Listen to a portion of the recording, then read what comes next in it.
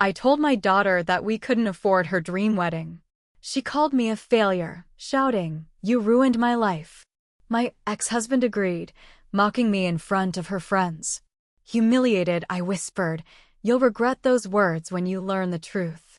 Months later, they discovered why I couldn't help, and were ashamed of how they treated me.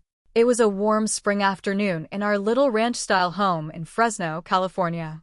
The kind of day where the sun hangs lazily in the sky and the scent of orange blossoms drifts through the open windows. My daughter, Rachel, was sitting across from me at the kitchen table, her laptop open to a Pinterest board filled with wedding ideas, cascading floral arrangements, a designer gown, a sprawling vineyard venue in Napa. "Mom," she said, her eyes gleaming with excitement, "I found the perfect place. It's only $25,000 for the venue, and with catering and everything, it'll be around $60,000. But it's my dream wedding." I took a deep breath, trying to find the right words. "Sweetheart, I know how much this means to you, but I just can't contribute financially. Things are tight right now." Her face twisted in disbelief. "What do you mean you can't help? You've always said you'd support me on my big day." "I know, and I wish I could. But circumstances have changed." She stood up abruptly, her chair scraping against the tile floor. "You're a failure. You've ruined my life." I sat there, stunned, as she stormed out of the house. That night, I sat alone in the living room, the only light coming from the flickering television. Memories flooded back. The day Rachel was born, her first steps, her high school graduation. I had always dreamed of giving her the world. But life had other plans. After my divorce from her father, Mark, I had to work 2 jobs to make ends meet. I never told Rachel about the nights I went without dinner so she could eat, or the times I pawned my jewelry to pay for her school trips. I thought I was doing the right thing by shielding her from our financial struggles. A week later, Rachel invited me to a brunch with her fiancé, Jason, and his parents. I hoped it would be a chance to mend things. As we sat on the patio of a chic cafe in downtown Fresno, the conversation turned to wedding plans. Jason's mother, a well-dressed woman with a sharp tongue, asked, "So, how much will you be contributing to the wedding, dear?" I hesitated. "I'm afraid I won't be able to contribute financially." Mark, who had been silent until now, chuckled. "Typical. Always coming up short." Rachel looked away, embarrassed. I felt the sting of humiliation but remained composed. "You'll regret those words when you learn the truth." What they didn't know was that I had been battling breast cancer for the past year.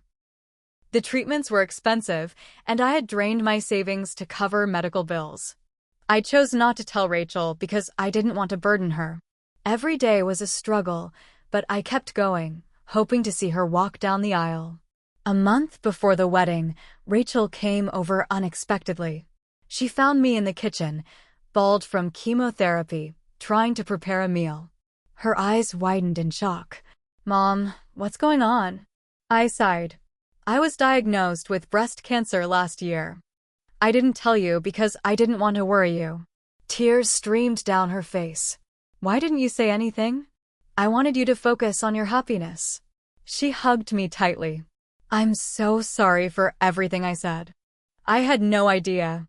Rachel canceled the extravagant wedding plans and opted for a small ceremony in our backyard. She invited only close friends and family. During the reception, she stood up to make a toast. "I want to apologize to my mother for the things I said. I was blinded by my own desires and failed to see the sacrifices she made for me." "Mom, you're the strongest person I know." Mark approached me later, his eyes filled with remorse. "I'm sorry for mocking you. I had no idea what you were going through." I nodded.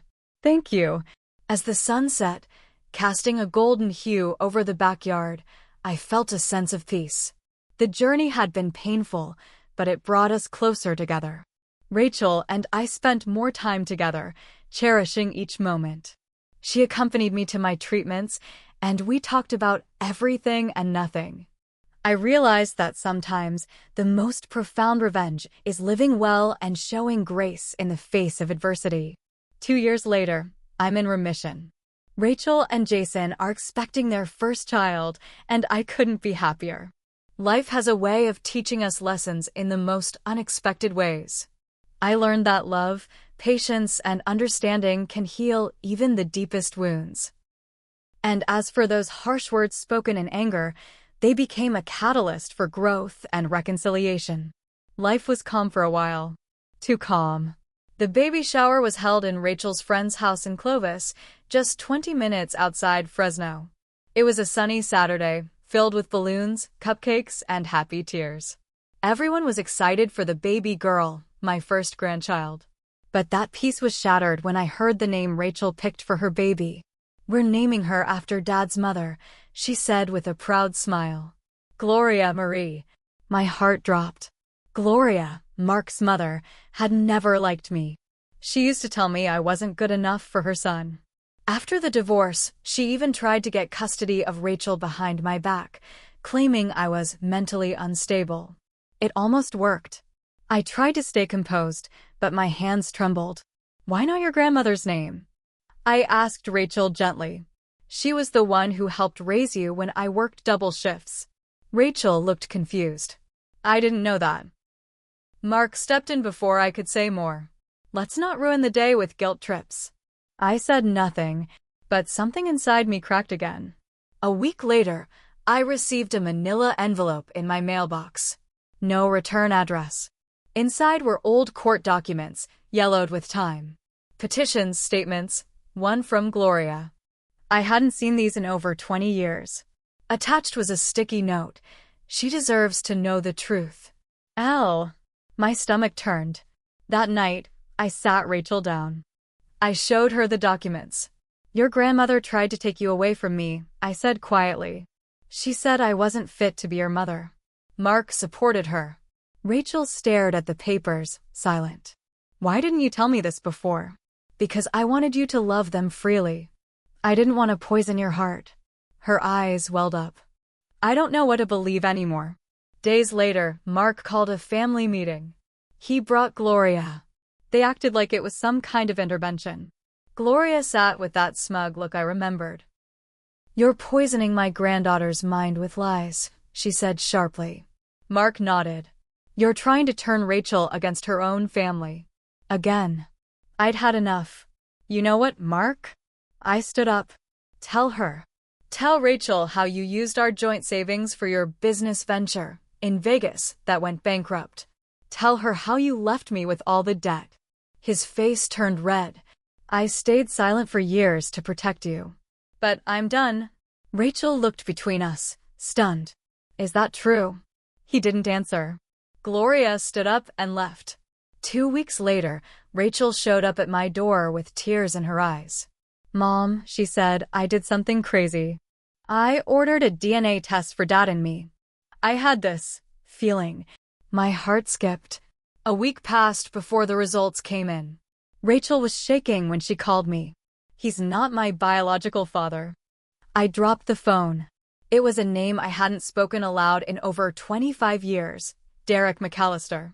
He was my high school sweetheart from Bakersfield. We had a brief relationship after Mark and I separated for a few months early in our marriage. I'd always wondered, but Mark and I reconciled, and I never looked back. Rachel found Derek. He lived in Redding now, ran a car dealership, and had 2 sons. When they met, she said it was like looking in a mirror. When Rachel confronted Mark, he lost it.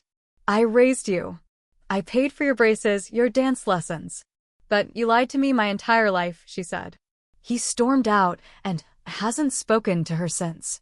Rachel was torn. "He's still the man who raised me, but everything feels like a lie now." I held her hand. "Blood doesn't define love. Actions do." Derek started visiting more often. He was kind, soft-spoken, and overwhelmed to find out he had a daughter. He came to doctor appointments, helped Rachel and Jason with the nursery. He even offered to help pay off some of their debt. But it didn't sit well with everyone. Jason's mother started whispering, "Who is this man suddenly playing daddy?" In a small city like Fresno, gossip spreads faster than wildfires. Neighbors talked. Old friends stopped calling. One afternoon, Rachel came home crying. Someone vandalized Derek's car. They spray-painted homewrecker across the side. Jason wanted to call the police. Derek refused. It's just paint. Let them talk. But I knew this was far from over. Then, my cancer came back. This time in my liver. I didn't cry. I didn't tell Rachel right away. I needed her strong for the baby. But she found the hospital discharge papers in my purse one night. She collapsed on the couch, sobbing. You can't leave me, Mom. Not now. Knowing time was slipping, I wrote letters. One for Rachel. One for my grandchild. One for Derek. I poured everything in. Every truth I hadn't told. Every love I hadn't shown right. But I wasn't gone yet. And this story wasn't over. Just when things were starting to settle, another storm rolled in. Rachel walked into my kitchen one afternoon, clutching her phone and trembling. Mom, she whispered, I think Jason's cheating on me. I froze. What? She showed me the messages, screenshots from an anonymous number. Texts between Jason and someone named M, filled with late-night rendezvous and inside jokes about the baby mama drama. I thought we were okay, she whispered, tears welling up. I didn't know what to say. Jason had been supportive, almost too perfect since Derek showed up. Was it all an act? Rachel confronted him that night. Jason denied it at first. Said it was all photoshopped. A prank. But Rachel wasn't buying it. After a long argument that echoed through the walls of their house, he finally cracked. I slept with someone. Just once. It was a mistake. Rachel was devastated. While I was pregnant? He didn't answer. That silence was louder than anything. Rachel moved back in with me the next day. I thought Gloria had disappeared from our lives for good. But evil has a way of creeping back in. She showed up at my door with a smug expression and a thick envelope in her hand. This is for Rachel. Since you've poisoned her against us, she deserves to know everything. She handed it to me and left.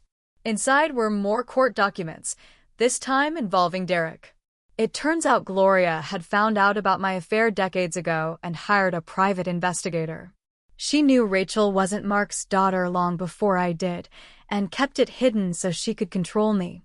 She used that secret to blackmail Mark during the divorce, ensuring he got a favorable custody agreement and left me with nothing.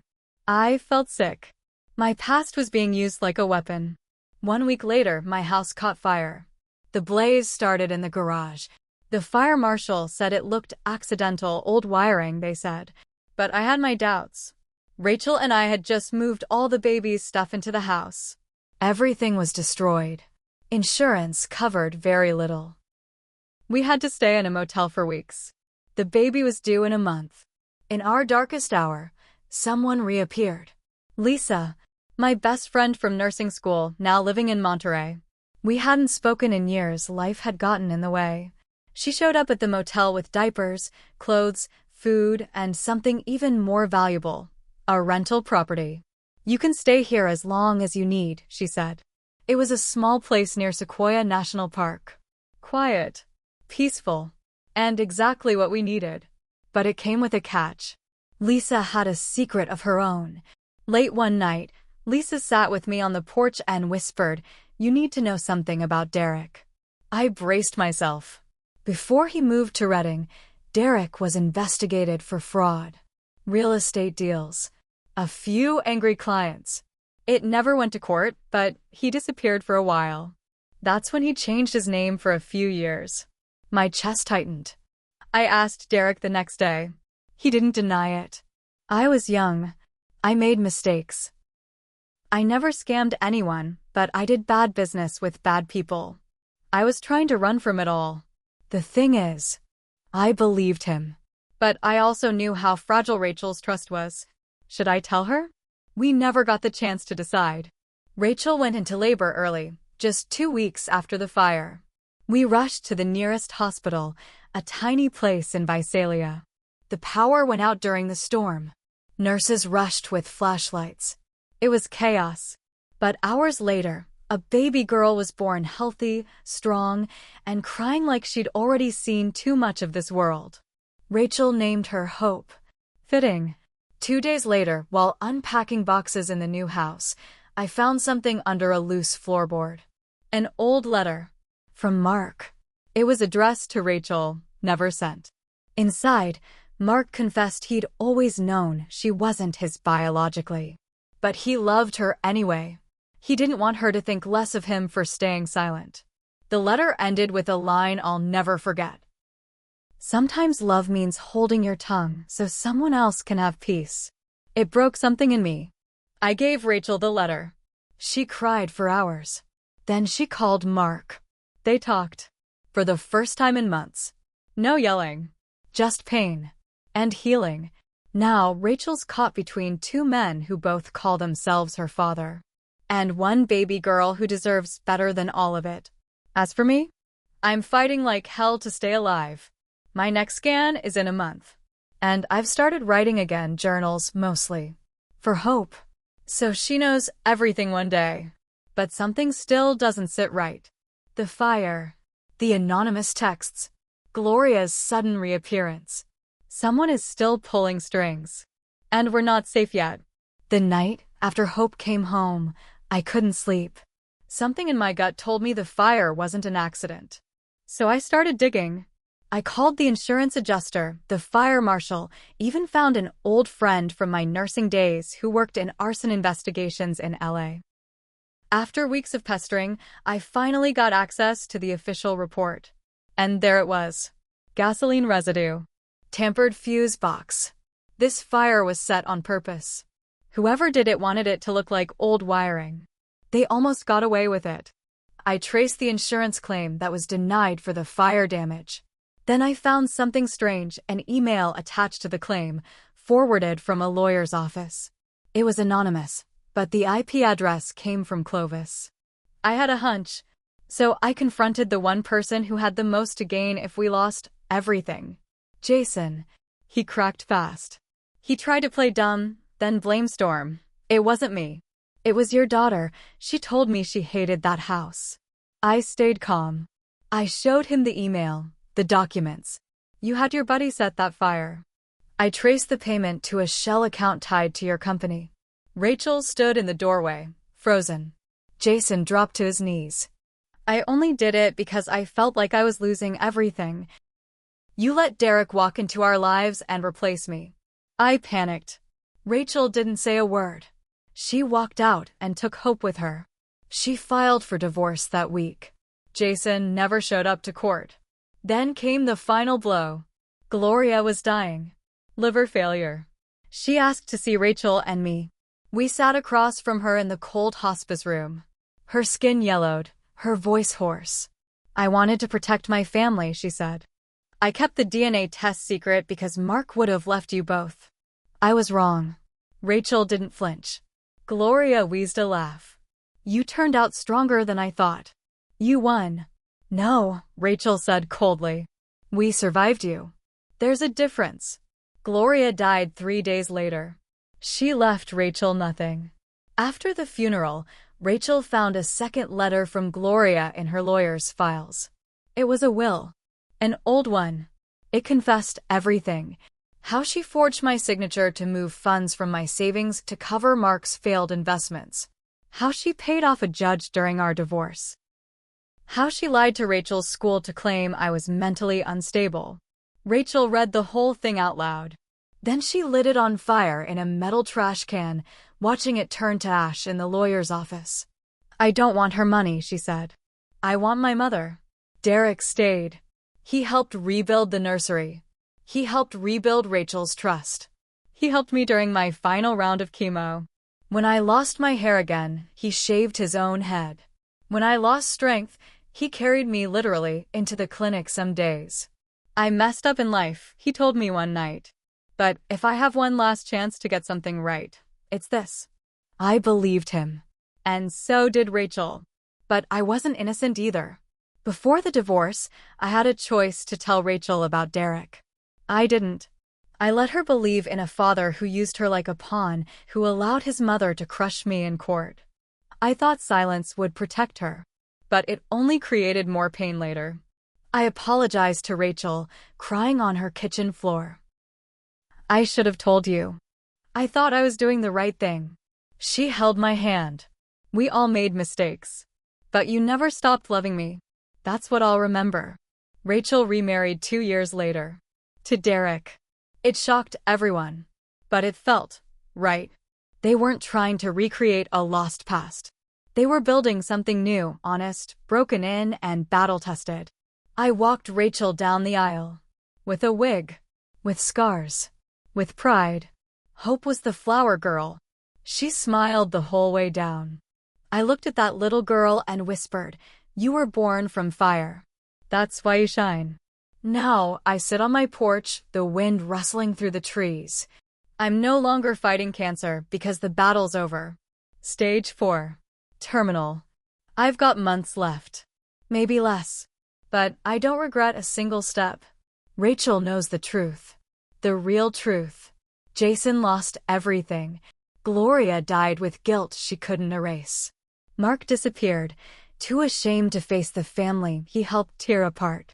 And me? I'll die with my daughter by my side, my granddaughter in my lap, and a man who finally chose love over pride. They all thought I was weak. But I was the flame they couldn't kill.